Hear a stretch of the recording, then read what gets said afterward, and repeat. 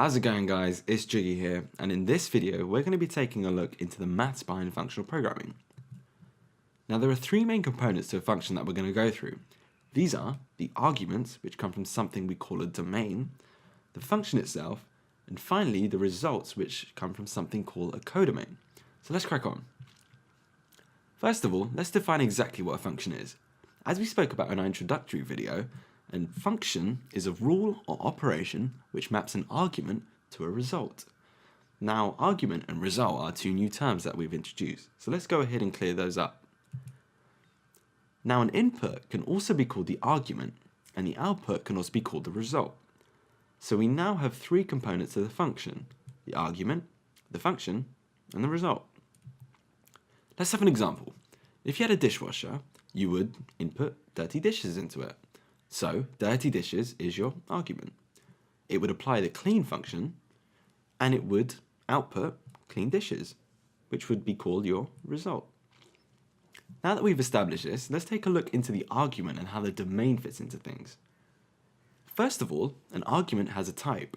This is simply any data type, such as an integer, a string, a boolean, and so on and so forth. In our dishwasher example, our type would be a dirty dish.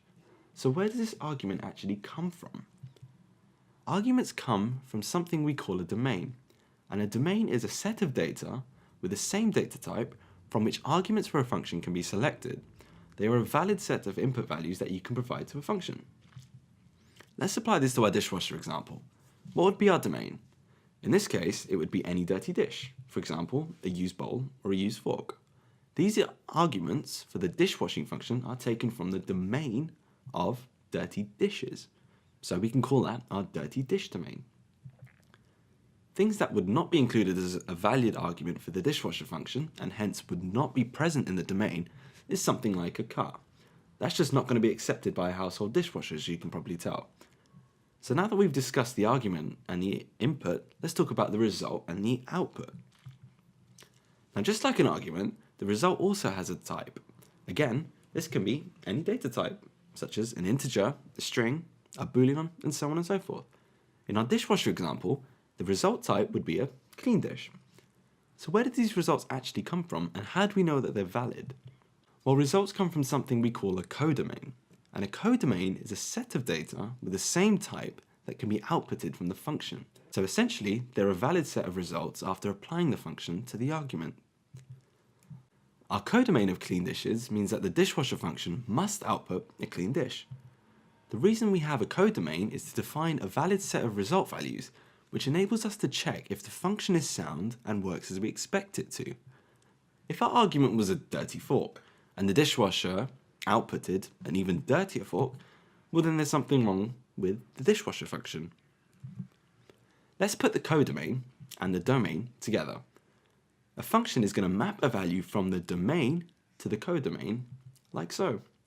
So the dishwasher function is going to map a dirty dish from the dirty dish domain to a clean dish in the clean dish domain. The functioning of a dishwasher is fairly self-explanatory, but let's talk about a more technical example. Suppose we needed to write a function that mapped you and your classmates to a numerical ID using your classmate's favourite food. Now before we go ahead and define that function, let's discuss the argument type. The argument type for the domain will be a string and may have these values, for example.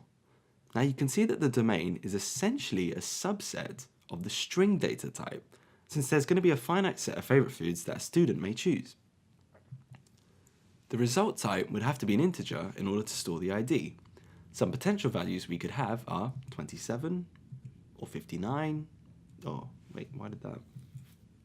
Okay. Let's do this part again. 3, 2, 1. Now the result type would have to be an integer in order to store the ID, since it's going to be numerical. Some potential values we could have are 27, 59, 126, and any integer for that case. Now let's talk about our function, which is going to map the argument from the domain to result in the codomain. Like so. Our function is going to add up the characters in order to produce a result. Let's say A is 0, B is 1, C is 2, and so on and so forth. That means that banana is going to be mapped to 27, rice is going to be mapped to 33, and butter chicken is going to be mapped to 126. Now you may see that 59 and 177 are not mapped to, and that's absolutely fine, since there's a rule that says that not every value in the codomain must be mapped to. We can formalize functions and say that they all have this type that we see here. So we read this and we say that there is a function f which maps a value from domain A to a value in codomain B. And we're done. Let's have a quick recap of some key points. A function is an operation which maps an argument from the domain to result in the codomain. The domain is a subset of its data type, such as an integer or a string, and not all codomain values must be mapped to.